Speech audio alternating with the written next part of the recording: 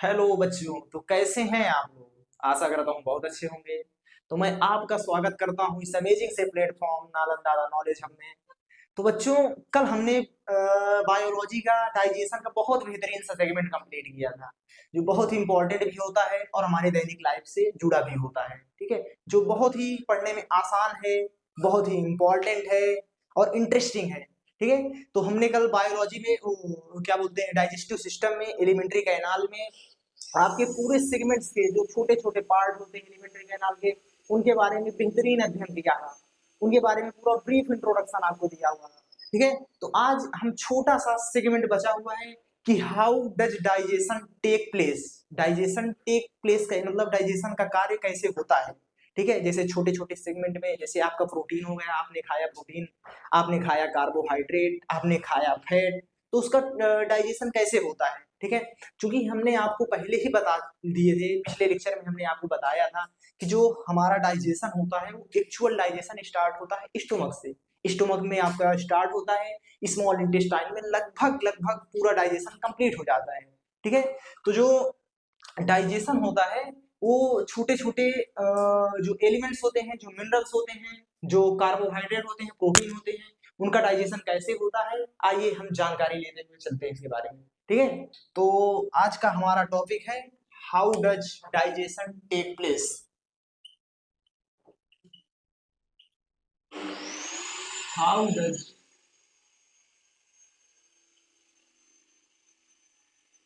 Digestion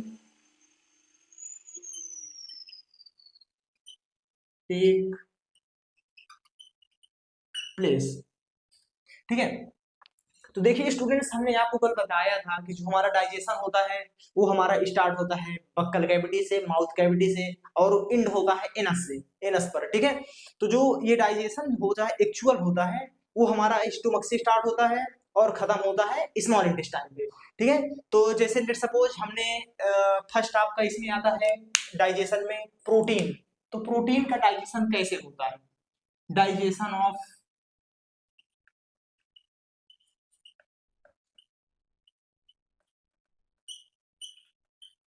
protein.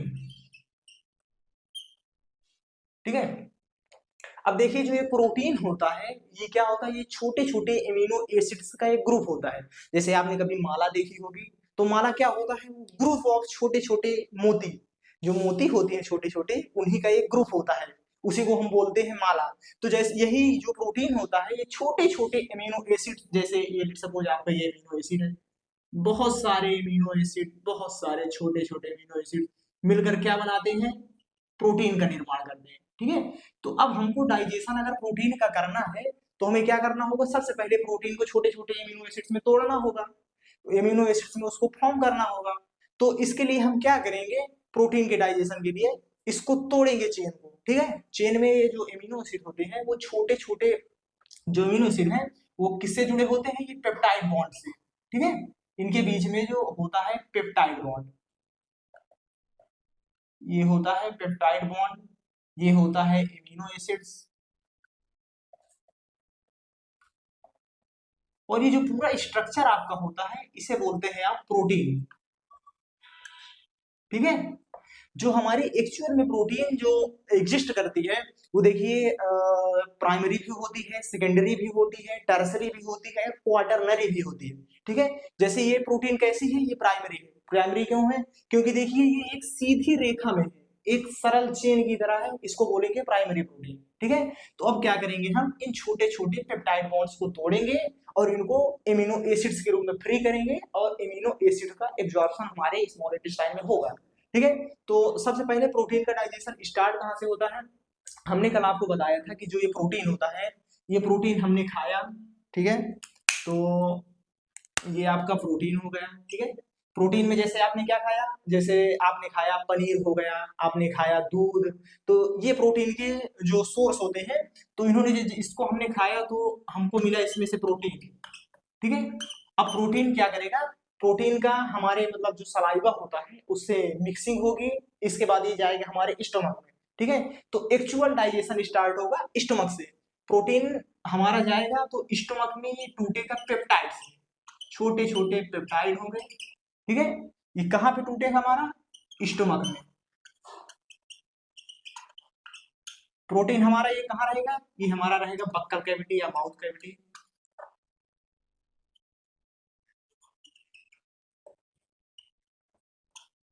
Buccal cavity या mouth cavity में protein रहेगा। इसके बाद ये जब आगे जाएगा तो यहाँ पे टूटेगा पेप्टाइड में छोटे छोटे, ठीक है। प्रोटीन का जो छोटा सोर्स होता है वो पेप्टाइड होता है, जो सबसे छोटा सोर्स होता है वो इम्यूनो एसिड होता है, ठीक है। तो स्टोमक में टूटेगा, लेकिन अब ये टूटेगा कैसे, तो इसको तोड़ने के लिए जो हमारा स्टोमक होता है उसमें कल हमने आपको बताया था एक पेप्सिन नाम का हार्मोन होता है, वो पेप्सिन नाम का एंजाइम होता है। तो ये क्या करेगा, पेप्सिन द्वारा टूटता है, ड्यू टू पेप्सिन, ठीक है। पेप्सिन द्वारा क्या होता है, ये प्रोटीन पेप्टाइड में टूटता है, ठीक है। अब क्या होगा, जैसे ये अब स्टोमक में तो इसका कंप्लीट हो गया कार्य, अब ये आगे जाएगा, ठीक है। आगे कहाँ जाएगा, स्मॉल इंटेस्टाइन में। तो स्मॉल इंटेस्टाइन में आपको मिलेगा ट्रिप्सिन नाम का हार्मोन। ये आगे कहाँ जाएगा, फॉरवर्ड मूव डाउन करेगा स्मॉल इंटेस्टाइन में, स्मॉल इंटेस्टाइन में, ठीक है। तो जो स्मॉल इंटेस्टाइन होती है इसके दो फ्रेंड होते हैं, एक तो हमारा देखिए लीवर होता है और दूसरा होता है पैनक्रियाज, ठीक है। स्मॉल इंटेस्टाइन के दो फ्रेंड, स्मॉल इंटेस्टाइन के दो फ्रेंड हो जाएंगे, कौन, एक होगा आपका लीवर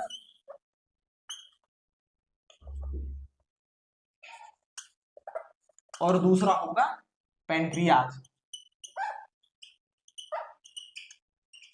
ठीक है। दो फ्रेंड लीवर एंड पैनक्रियाज, ठीक है।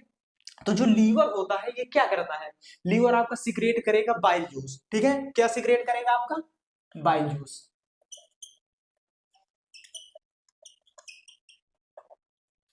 ठीक है। और जो पैनक्रियाज होगा बच्चों तो वो सिक्रेट करेगा पैनक्रियाटिक जूस,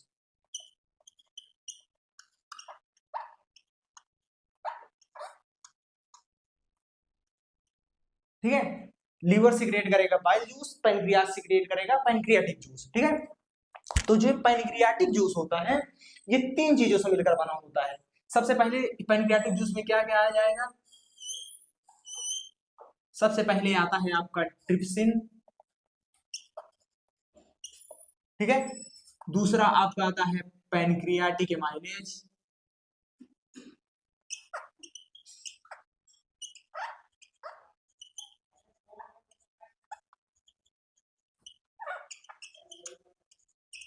और जो आपका तीसरा होता है वो सिक्रेट करता है लाइपेज, ठीक है। जो हमारी स्मॉल इंटेस्टाइन होती है, जो आपके डाइजेशन का एक्चुअल कंप्लीट करने का स्थान होता है, जो कि बहुत इंपॉर्टेंट रोल निभाता है किसमें, आपके डाइजेशन एब्जॉर्प्शन में। तो उसमें क्या होगा, इसके दो साथी होंगे, एक हमारा लीवर होता है और दूसरा होगा पैनक्रियाज, ठीक है। तो लीवर क्या करता है, लीवर सिक्रेट करता है आपका बाइल जूस, और जो पैनक्रियाज होता है वो सिक्रेट करता है पैनक्रियाटिक जूस। पैनक्रियाटिक जूस में क्या क्या मिलू, मतलब क्या कंपोजिशन होगा पैनक्रियाटिक जूस का, तो पैनक्रियाटिक जूस तीन चीजों से मिलकर बने हुआ है, एक ट्रिप्सिन, एक पैनक्रियाटिक एमाइलेज और एक लाइपेज, ठीक है। तो बच्चों क्या होगा इसमें कि देखिए अभी हमने प्रोटीन खाया था, प्रोटीन हमारे स्टोमक में गया, वो टूट कर पेप्सिन के कारण बन गया पेप्टाइड, ठीक है। अब क्या होगा कि ये स्मॉल इंटेस्टाइन में जाएगा, जब स्मॉल इंटेस्टाइन में जाएगा ये पेप्टाइड छोटे छोटे, तब ये ट्रिप्सिन से मिलेगा, किससे मिलेगा ये यहाँ पे आपको, ट्रिप्सिन से, ट्रिप्सिन, ठीक है। जब ये ट्रिप्सिन से मिलेगा तो ये जो छोटे छोटे पेप्टाइड हैं जो कि प्रोटीन का एक छोटा टुकड़ा होता है वो इसमें टूट जाएगा एमिनो एसिड में, ठीक है। किसमें टूटेगा बच्चों, एमिनो एसिड।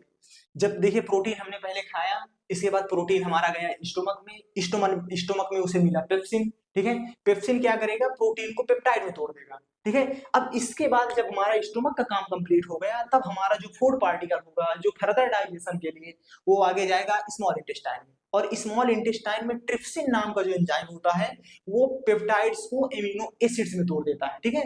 एमिनो एसिड का क्या हो जाएगा, एब्जॉर्प्शन हो जाएगा। तो जो ये प्रोसेस होता है ये हमारे शरीर में प्रोटीन डाइजेशन की होती है, ठीक है। जो छोटे बच्चों में होती है, छोटे बच्चों में एक एक्स्ट्रा हार्मोन होता है, वो एंजाइम होता है जिसको आप रेनिन बोलते हैं, वो भी स्टमक में पाया जाता है। तो मतलब उसको बताने की जरूरत नहीं है एज सच मेरे हिसाब से। इसमें जितना मतलब आपके एनसीईआरटी में दिया गया है, जितना आपके मतलब 12 बोर्ड के लिए इंपॉर्टेंट है, ये बहुत कुछ है इसमें, ठीक है। तो आपका यही प्रोसेस रहता है प्रोटीन डाइजेशन का, ठीक है। अब देखिए जो हमारा स्मॉल इंटेस्टाइन होता है, जो एक्चुअल डाइजेशन का पोर्शन होता है, वहां पे देखिए हमने ट्रिप्सिन के बारे में तो पढ़ लिया कि ट्रिप्सिन का कार्य क्या है, ठीक है। अब इसमें देखिए पैनक्रियाटिक एमाइलेज बचता है, इसमें यहाँ पे लाइपेज बचता है, ठीक है। तो इनके क्या कार्य होते हैं, ये पाइल जूस होता है, तो इनके कार्य क्या होते हैं, ठीक है। तो इसके बारे में हम थोड़ा आगे चर्चा करते हैं, इसको हम थोड़ा इरेज कर दें, इसके बाद आपको पूरा ब्रीफ इंट्रोडक्शन देते हुए चलते हैं इसका, ठीक है।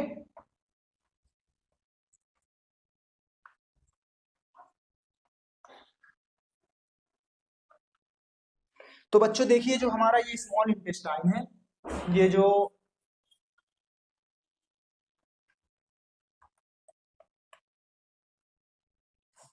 ये हमारा जो स्मॉल इंटेस्टाइन है, ठीक है, स्मॉल इंटेस्टाइन, ठीक है। इसके दो फ्रेंड, लीवर एंड पैनक्रियाज, ठीक है। लीवर से क्या निकलेगा, बाइल जूस,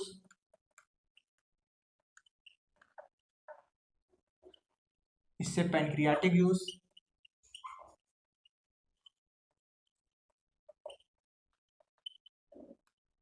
ठीक है।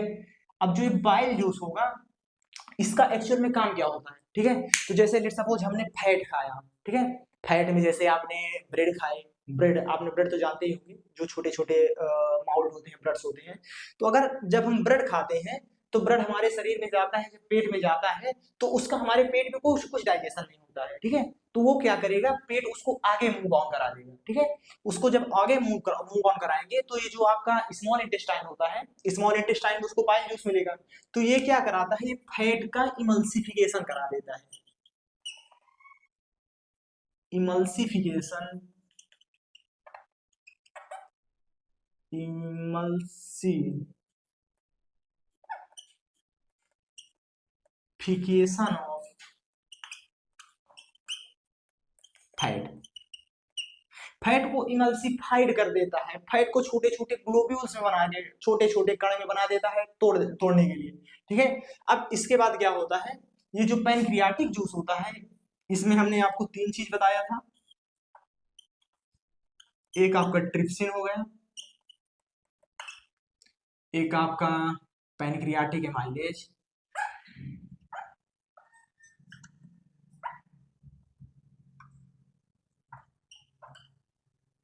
और जो ये थर्ड होता है, लाइपेज होता है, ठीक है। तो देखिए जो ये फैट होता है, ठीक है। अब हमारा जो मतलब अगला डाइजेशन होता है वो फैट का होता है, तो ठीक है। फैट में क्या होगा, फैट में जो लीवर होगा वो बाइल जूस निकालेगा, बाइल जूस क्या करेगा, इमल्सिफिकेशन ऑफ फैट करेगा। जब इमल्सिफाइड फैट पैनक्रियाटिक जूस से मिलता है, तो उस पर वर्क करता है लाइपेज, ठीक है। तो लाइपेज क्या करेगा, ये जो छोटे छोटे फैट के ग्रेनुल्स हैं, तो इनको क्या कर देगा, इनको डाइजेशन कर देगा, ठीक है। डाइजेशन ऑफ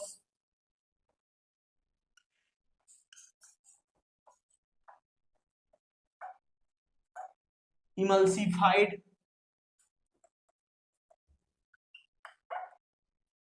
इमल्सिफाइड फैट, ठीक है। क्या करेगा, यहां से हमने जैसे फैट खाया, फैट का इमल्सिफिकेशन होगा बाइल जूस के द्वारा। ये सब कहाँ कार्य चल रहे होते हैं, स्मॉल इंटेस्टाइन में, ठीक है। तो और इसके बाद क्या हो जाएगा, ये यहाँ से जाके लाइपेज जो होगा उससे इमल्सिफिकेशन हो जाएगा, इसका वो इमल्सिफिकेशन ऑफ फैट का डाइजेशन हो जाता है, ठीक है। ट्रिप्सिन का कार्य तो आपको पता ही हो चुका है कि ये प्रोटीन का डाइजेशन करता है। इसके बाद जो ये पैनक्रियाटिक एमाइलेज होता है, अभी इसका क्या कार्य होता है, तो ठीक है। तो इसके कार्य के लिए हम ये डायग्राम पूरा इरेज करते हैं और फिर से इसको बताते हैं कि इसमें क्या होता है और कार्बोहाइड्रेट का डाइजेशन कैसे होता है, ठीक है। तो आपका इसमें आता है सेगमेंट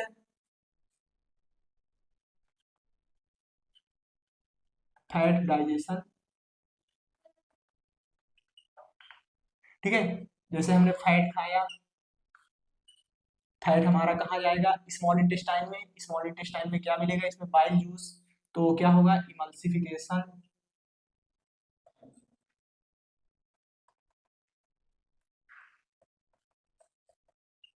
फैट। इसके बाद क्या हो जाएगा, डाइजेशन ऑफ फैट।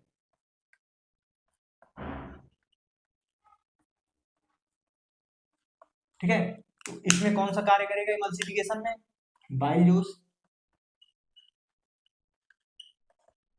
और इस पे काम कौन करेगा,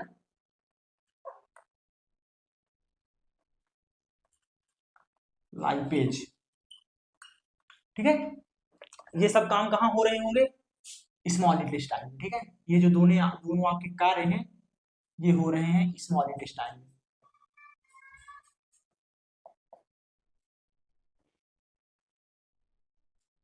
ठीक है, अब हमारा जो थर्ड पोर्शन होता है वो होता है कार्बोहाइड्रेट का डाइजेशन। थर्ड होगा कार्बोहाइड्रेट डाइजेशन।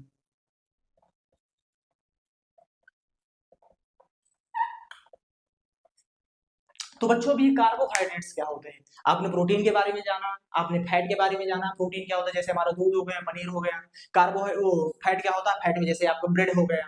ठीक है, तो ये कार्बोहाइड्रेट्स क्या होते हैं, कार्बोहाइड्रेट में जैसे आपने शुगर खाई, चीनी, जिसे ग्लूकोज कहते हैं। ठीक है, इन सब के ग्रुप को हम कहते हैं कार्बोहाइड्रेट्स। ठीक है, तो अब कार्बोहाइड्रेट का डाइजेशन कैसे होगा। ठीक है, तो हमारे शरीर में जो सलाइवरी ग्लैंड होती है, जैसे लेट सपोज हमने कार्बोहाइड्रेट खाया, तो ये हमने कार्बोहाइड्रेट खाया। कार्बोहाइड्रेट में जैसे आपको ले लेते हैं स्टार्च। ठीक है, कार्बोहाइड्रेट आपने खाया, ये हमारा कहाँ पे है अभी, ये हमारा है माउथ। ठीक है, अब ये क्या करेगा, कार्बोहाइड्रेट से मिक्स होगा कौन, सलाइवरी एमाइलेज। ठीक है, सलाइवरी एमाइलेज जिसको क्या बोलते हैं, टाइलिन बोलते हैं। ठीक है, तो ऐड क्या होगा इसमें से, सलाइवरी एमाइलेज, सलाइवरी एमाइलेज। ठीक है, जिसे आप बोलते हैं टाइलिन।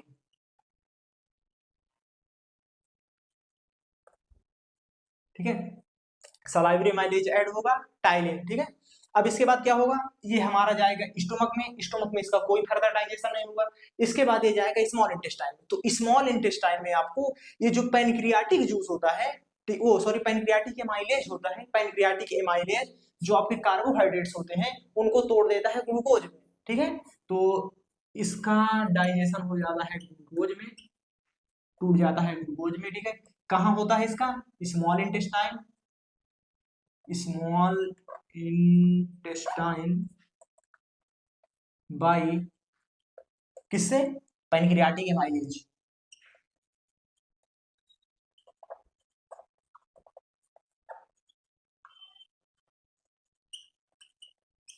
ओके, समझ में आया आपको। फैट होगा, फैट में कैसे होगा, फैट का इमल्सिफिकेशन होगा बाइल जूस द्वारा। ये दोनों कार्य कहाँ पे होंगे, स्मॉल स्मॉल इंटेस्टाइन पे। इसके बाद क्या होगा, डाइजेशन ऑफ फैट कहाँ पे होगा, लाइपेज के द्वारा।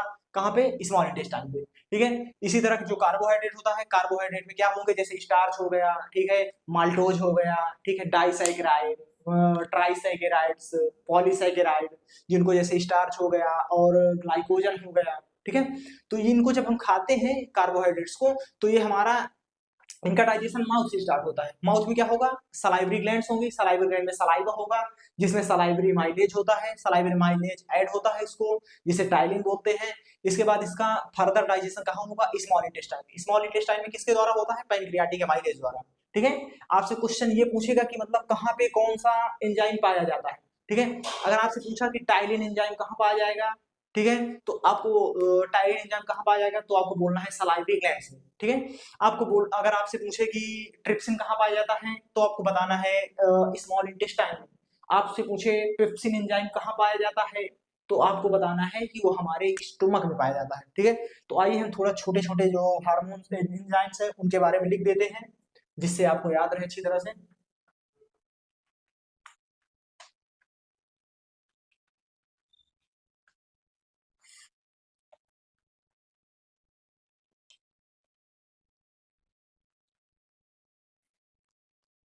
तो आपकी अगली हेडिंग होगी organs related to their enzyme.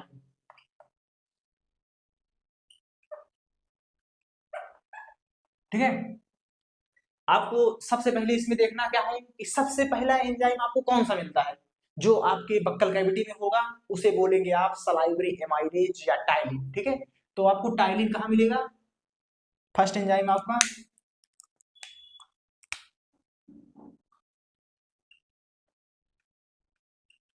Salivary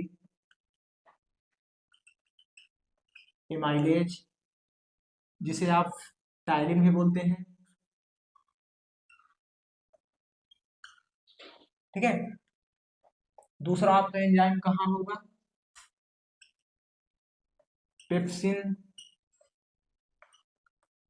third enzyme आपका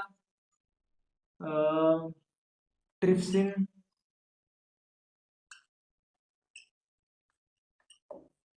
फोर्थ एंजाइम आपका पैनक्रियाटिक एमाइलेज।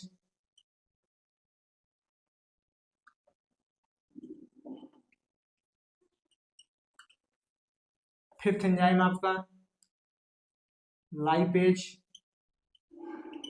ठीक है, तो इनके ऑर्गन्स के नाम बताइए कि कहाँ पाए जाएंगे। ठीक है, जो आपका सलाइवरी एमाइलेज होता है ये आपको मिलता है बक्कल कैविटी या माउथ कैविटी में या सलाइवी इन सलाइवा। ठीक है, पेप्सिन आपका कहाँ पाया जाएगा, स्टोमक में। ठीक है, जो आपका ट्रिप्सिन होगा कहाँ पाया जाएगा, स्मॉल इंटेस्टाइन में।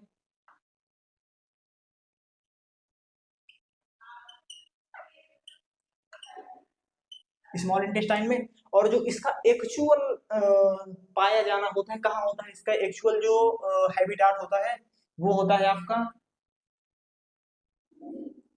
Pancreatic juice.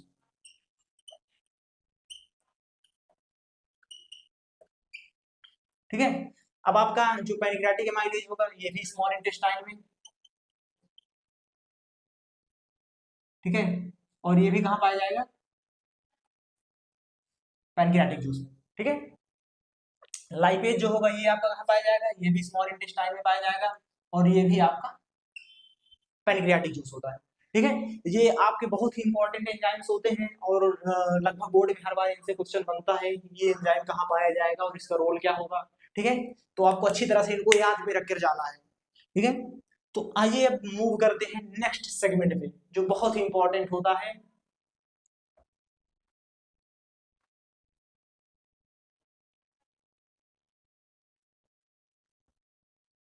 तो बच्चों जो आपका डाइजेशन के बाद एक बहुत ही इंपॉर्टेंट सेगमेंट आता है जो कि मेटाबॉलिज्म का एक मेटाबॉलिज्म और लाइपोसिस का एक बहुत बड़ा पार्ट होता है।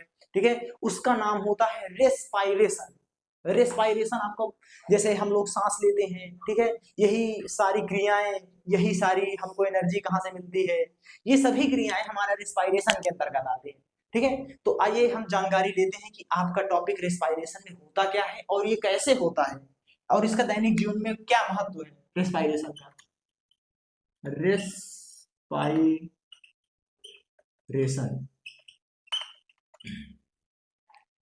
अच्छा बच्चों, आपको छोटी कक्षाओं में बताया गया होता है कि जो रेस्पायरेशन होता है वो कार्बन डाइऑक्साइड का बाहर निकालना और ऑक्सीजन का अपने शरीर के अंदर ले जाना ही रेस्पायरेशन होता है। नहीं बच्चों, ये जो डिफिनीशन है ये वैलिड होती है कक्षा 8 तक के लिए। आप लोग कौन है, बोर्ड के स्टूडेंट्स, तो आपके लिए जो डिफिनीशन बनाई जाती है उनमें दो शब्द आते हैं, एक आता है ब्रीथिंग और एक आता है रेस्पायरेशन। ठीक है, तो हम थोड़ा ब्रीथिंग और रेस्पायरेशन के बारे में देखते हुए चलते हैं कि क्या होता है ब्रीथिंग। ठीक है, और ये होता है रेस्पायरेशन। ठीक है, इनमें दोनों में डिफरेंस क्या है, लग रहा होगा आपको कि मतलब वही है कि जैसे ब्रीथिंग होता है उसी प्रकार रेस्पायरेशन होगा। इसमें भी हम CO2 छोड़ते हैं और ऑक्सीजन लेते हैं और इसमें भी हम CO2 छोड़ते हैं और ऑक्सीजन लेते हैं, लेकिन ऐसा नहीं होता है। जो ब्रीथिंग होता है ये होता है transfer exchange of gases. Gases का जो एक्सचेंज होता है, जैसे कि हमने CO2 लिया, ओ सॉरी ऑक्सीजन लिया और CO2 छोड़ा, ठीक है, ये होता है आपका ब्रीथिंग। लेकिन जो आपका रिस्पायरेशन होता है, रिस्पायरेशन होता है कि हमारे जो सेल्स में जो कार्बन डाइऑक्साइड और ऑक्सीजन का जो मूवमेंट होता है, जो एक्सचेंज होता है, वो हमारे रिस्पायरेशन होता है, ठीक है। ये ब्रीथिंग की प्रोसेस कहाँ होगी? ब्रीथिंग की प्रोसेस होगी हमारे लंग्स में। जो रिस्पायरेशन होता है, इसकी प्रोसेस कहाँ होगी? रिस्पायरेशन की प्रोसेस होगी हमारे सेल्स में, ठीक है। तो यही इन दोनों में डिफरेंस होता है। डिफरेंस क्या इनमें है कि ब्रीथिंग की जो प्रोसेस होती है उसमें क्या होता है कि केवल एक्सचेंज ऑफ गैसेस होता है। एक्सचेंज ऑफ गैसेस का लेट सपोज जैसे आपने ऑक्सीजन ले ली और कार्बन डाइऑक्साइड छोड़ दी, ठीक है, इसमें बस इतना ही प्रोसेस होता है और ये बाहरी सतह पे होता है, जैसे हमारा लंग्स हो गया, ठीक है। लेकिन जो रेस्पायरेशन होता है, रेस्पायरेशन सेल के अंदर होता है। हमारे जो शरीर में छोटी छोटी सेल्स होती हैं, जो एल्वुलाई होते हैं, रेस्पायरेशन वहां पे होता है। रेस्पायरेशन में क्या होता है कि ब्लड से ऑक्सीजन और CO2 का जो ट्रांसपोर्ट होता है उसे हम रेस्पायरेशन कहते हैं, ठीक है। ब्रीथिंग और रेस्पायरेशन में यही फर्क होता है, ठीक है। तो आइए इसकी डिफिनेशन देखते हुए चलते हैं क्या होता है ब्रीथिंग एंड रेस्पायरेशन,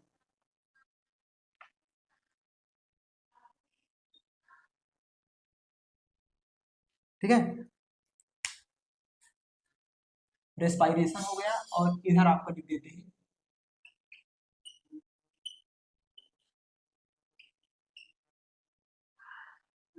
ब्रीथिंग, ठीक है। रेस्पायरेशन में क्या होता है कि transport of gases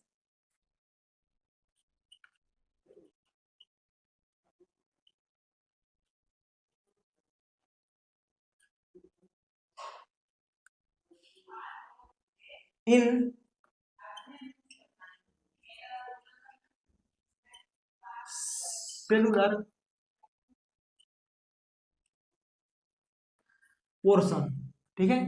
cellular portion कैसे कि जो हमारे अंदर के शरीर में सेल्स होती हैं उनके अंदर जो ट्रांसपोर्ट ऑफ गैसेस होता है उसको बोलते हैं रेस्पायरेशन। और ब्रीथिंग क्या होती है? ब्रीथिंग होती है exchange of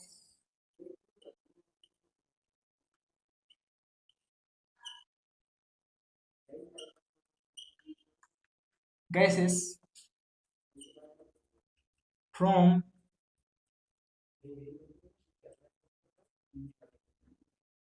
environment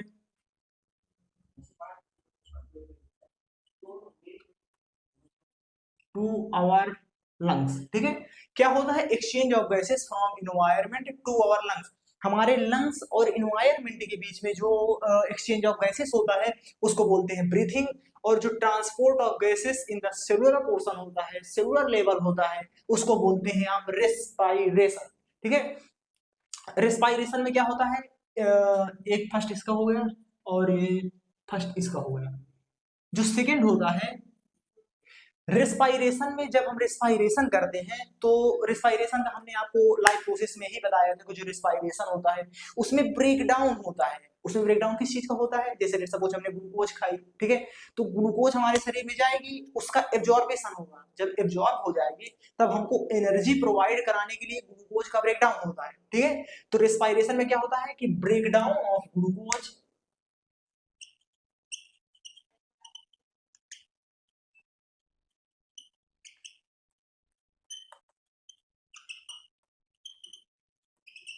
breakdown of glucose to provide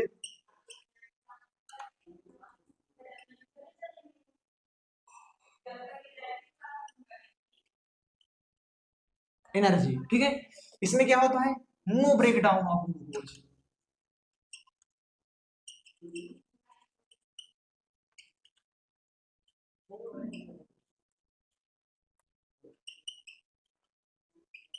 ठीक है। इसमें कोई भी ब्रेक डाउन नहीं होता है, ठीक है। इसमें हमारा क्या होता है? हमारे शरीर को एनर्जी प्रोवाइड होती है, एनर्जी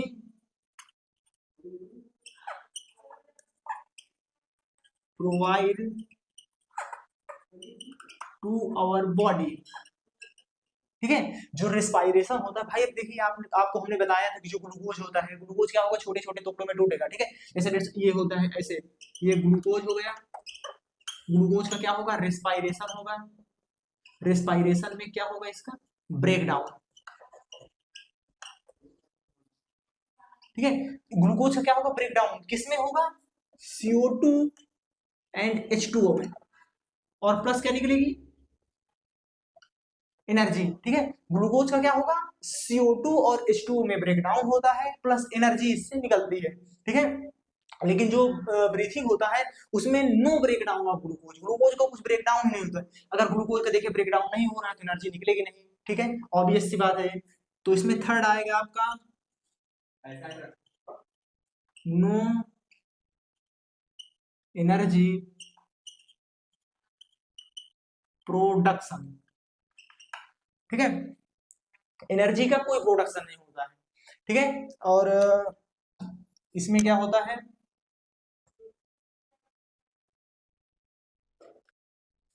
ये जो ब्रीथिंग होती है ये हमारी होती है लंग्स पे। ठीक है, और जो हमारा ये रिस्पायरेशन होता है ये होता है हमारे सेल्स में। ठीक है, ये आपका जो होता है सेल्स में, हमारा सेल्स में होता है, और बच्चों ये हमारी ब्रीथिंग की लंग्स में होती है। ठीक है, अब जैसे बच्चों क्या होता है इसमें, जैसे एक्सचेंज ऑफ गैसेस हो रहा है। ठीक है, तो हमारा इसमें क्या कर रहा है, इसमें हमारा बॉडी काम कर रहा है। जैसे अभी हमने सांस ली, इनहेल किया, बाहर निकाली, एक्सहेल किया, तो क्या कर रहा है इसमें हमारा बॉडी काम कर रहा है। तो ये जो ब्रीथिंग की प्रोसेस होती है ये फिजिकल प्रोसेस होती है, और जो ये रेस्पायरेशन होती है ये केमिकल प्रोसेस होती है। केमिकल प्रोसेस क्यों होती है, क्योंकि देखो इसमें ब्रेक डाउन ऑफ ग्लूकोज हो रहा है, ग्लूकोज एक केमिकल ही तो है, केमिकल सबस्टांस, इसीलिए ये केमिकल प्रोसेस होती है, और ये होती है आपकी फिजिकल प्रोसेस। तो इसका जो फोर्थ पॉइंट है वो होता है ये फिजिकल प्रोसेस है।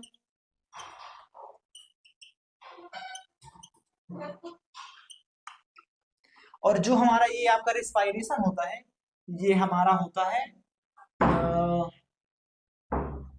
फोर्थ, फिफ्थ, ये आपका होता है केमिकल प्रोसेस।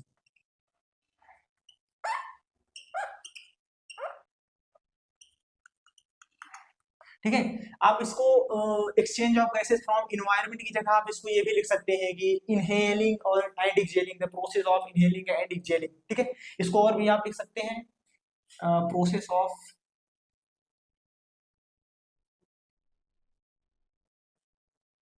इनहेल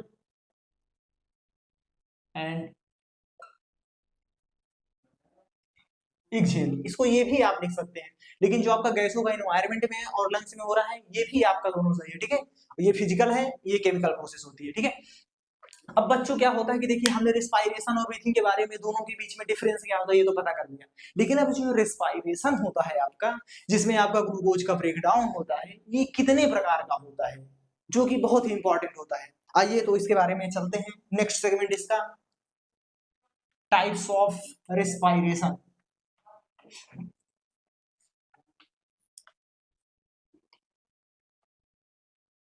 अच्छा बच्चों, अभी तक हमारे द्वारा बताए गए रिस्पायरेशन से आपको यह तो पता चल गया होगा कि जो आपका रिस्पायरेशन होता है वो क्या होता है, ग्लूकोज का CO2 एंड वाटर मॉलिक्यूल्स में टूट जाना। ठीक है, क्या होता है रिस्पायरेशन, ग्लूकोज का CO2 एंड वाटर मॉलिक्यूल्स में टूट जाना एंड आपको एनर्जी का प्रोवाइड कराना। ठीक है, ये होता है आपका रिस्पायरेशन। तो जो आपका टाइप्स ऑफ रिस्पायरेशन होता है वो आपका दो प्रकार का होता है, किसके बेस पर, ऑक्सीजन की उपस्थिति और अनुपस्थिति की बेस पर। ठीक है, तो आपके दिमाग में ये सवाल आ रहा होगा कि सर ऑक्सीजन की उपस्थिति और अनुपस्थिति, बिना ऑक्सीजन के हम कैसे रिस्पायरेशन कर सकते हैं। तो बच्चों कर सकते हैं रिस्पायरेशन। ठीक है, रिस्पायरेशन क्या होता है, मैंने अभी आपको बताया कि एक सेलुलर प्रोसेस होता है। ठीक है, यहाँ पे आपको जैसे अभी हमने बताया था कि जो ब्रीथिंग होती है ये हमारे शरीर में क्या करती है, गैस का एक्सचेंज, फिजिकल प्रोसेस। लेकिन जो आपका रिस्पायरेशन होता है वो आपका सेलुलर प्रोसेस होता है। सेलुलर प्रोसेस का मतलब कैसे, कि हमारे शरीर में जो छोटी छोटी सेल्स होती है उनके अंदर का प्रोसेस होता है। तो उनमें कोई कोई ऐसी भी सेल्स होंगे हमारे शरीर में जहां तक ऑक्सीजन ना पहुंच रही हो, कोई कोई ऐसी सेल हो रही है जिसमें ऑक्सीजन भरपूर मात्रा में पहुंच रही हो। ठीक है, तो उस आधार पर रिस्पायरेशन दो प्रकार का होता है। ठीक है, टाइप्स ऑफ रिस्पायरेशन में सबसे पहला होगा टाइप्स ऑफ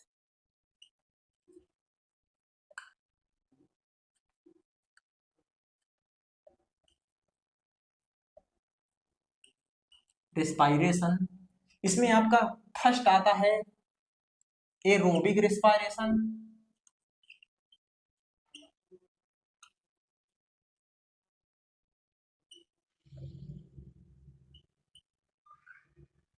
ठीक है। आपका जो सेकंड होता है एनारोबिक रेस्पिरेशन।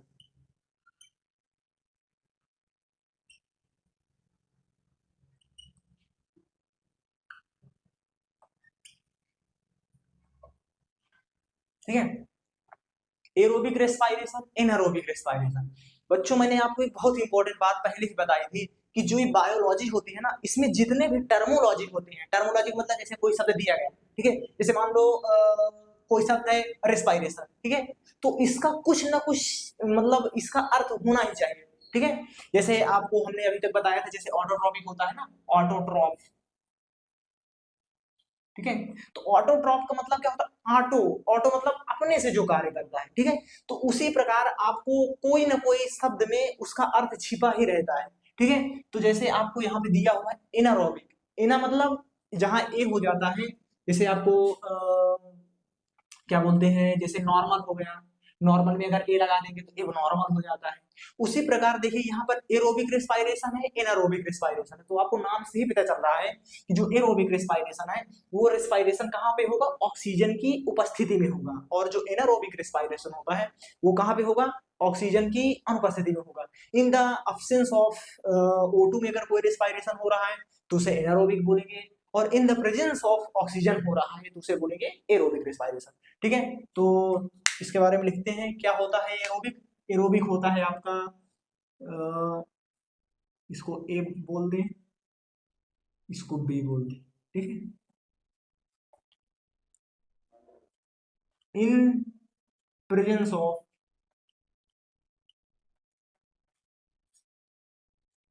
O2 कहां पे होगा, in presence of O2 oxygen की उपस्थिति में, ये कहां होगा,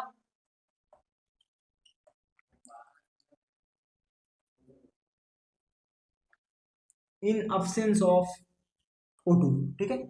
कहां पे होगा ये, प्रेजेंस ऑफ O2 में, और ये होगा अब्सेंस ऑफ O2 में, ठीक है। इसमें क्या होगा, कंप्लीट ब्रेकडाउन ऑफ ग्लूकोज हो जाएगा,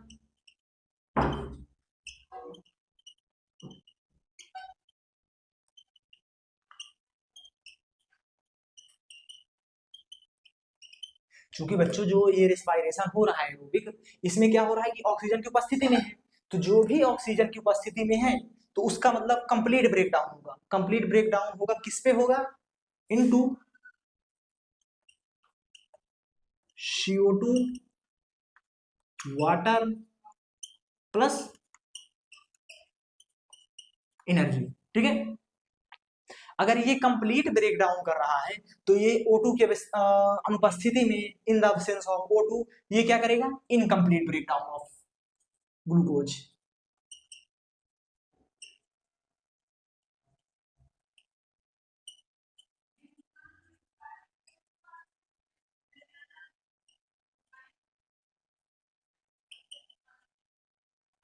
ठीक है।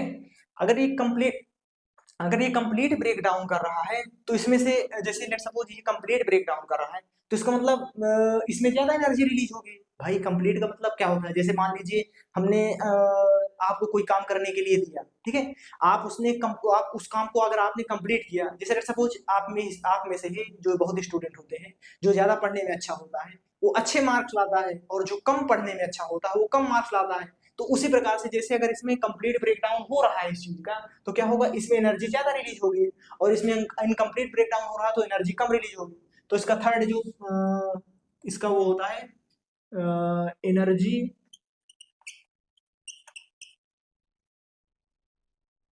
मोर एनर्जी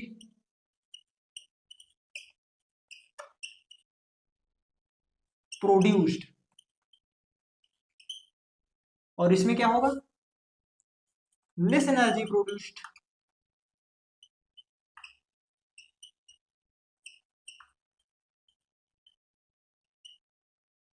ठीक है।